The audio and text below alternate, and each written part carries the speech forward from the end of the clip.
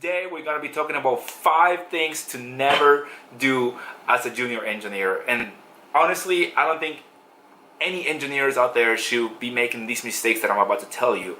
Because honestly, in the last 7 years, I've worked with interesting personalities, interesting people, and I've been both. I've been a customer, meaning I told people what to do, but at the same time, I've been on the other side as well, meaning I was also told what to do. So I kind of have an interesting perspective, an interesting insight that I'm about to share with you, and that I think is going to be valuable and is going to help you grow professionally. It's going to help you become a better engineer, and it's going to help you have a better reputation once you get on the field, which, believe it or not, is extremely important. Alright, so let's go over the 5 things to never do as a junior engineer. Tip number 1, never make an assumption on your design and not tell your customer. Anything that you do, everything that you do should be run by your customer. And something interesting happened to me because I noticed this mistake was made by someone that was a mid-level or almost senior engineer. So supposedly someone that should have already known what they were doing. This person made an assumption and basically ran with it without telling the customer, but then later on the customer came back and told the person, wait, why did you make that assumption? That is not right. That's not what it's supposed to be. And we caught this mistake in the detailed design phase.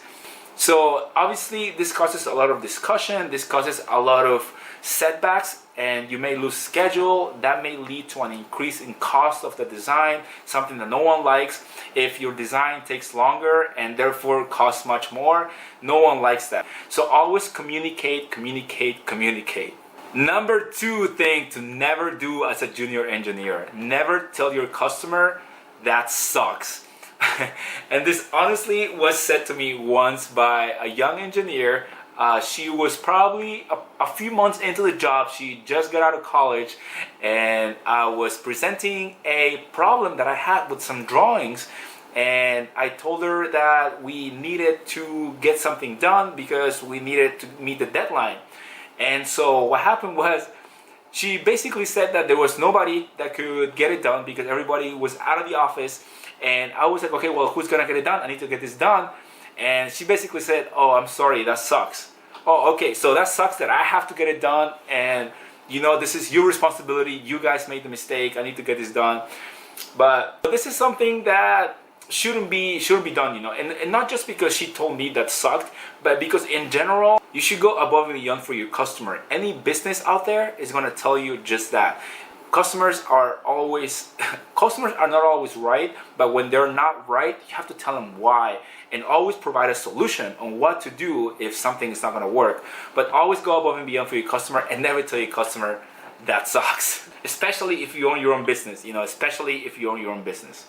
The 3rd tip to never do as a junior engineer is to start a design or start a process if the requirements are not clear. Now this goes with tip number 1, which was never make an assumption and not tell your customer. Again, if things are not clear, if you don't know what you're doing, if not everybody agrees on what needs to be done, if your design requirements are not set in stone, do not start a process. And like I mentioned earlier, if you start something and the requirements are not clear, no one is going to know what they're working towards, and that's going to lead to a lot of confusion. And once people realize the mistakes that were made, perhaps the project itself is going to take longer because it's going to take some time to fix the mistakes. Also, people are going to have to pay for the labor to fix those mistakes, and therefore the project is going to be much more expensive than it would have been. And that's either going to be on the customer if the customer made a mistake, but if it's your responsibility, if it's your job to double check the requirements are set in stone, and you don't do that, the company is going to be paying for that mistake that you made. And honestly, I hope you never go through this, but at that point you may even be out of a job. So again, communicate with people, make sure your requirements are clear, talk to your managers, talk to your other technical stakeholders, and make sure everybody knows what they're driving towards. The 4th thing to never do as a junior engineer is when you have a presentation, when you are given a presentation and you're standing in front of a crowd, please don't just turn around and read the slides. I find that very lazy. I find it very almost disrespectful sometimes because you're not really making eye contact with the people that are there. And honestly, people that are in front of you, they know how to read. You know, if you were just gonna read off the slides, why are you there? But always make sure that you know the stuff that you're presenting. If you don't know what's going on in the slides, it's not about memorizing everything that you need to know. It's about explaining the things that are on the screen in a different manner and perhaps an easier way to digest. But please prepare yourself and don't just read off the slides. If somebody else wants to do that, that's on them, you know, but not you. You are just starting your career. You are building your reputation. You want to get out there. You want to stand out. So make sure you don't just read off the slides again, please. And the last but not least tip that I'm going to give you to never do as a junior engineer is to burn bridges. I mentioned this a couple of times already in this channel, but don't burn the bridges, you know, because you never know when you're going to need to cross the river again. So always keep your relationships, build relationships. I'm not saying be friends or be enemies with people, but at least be able to hold a conversation or be somewhat personable, because people like working with those who are personable.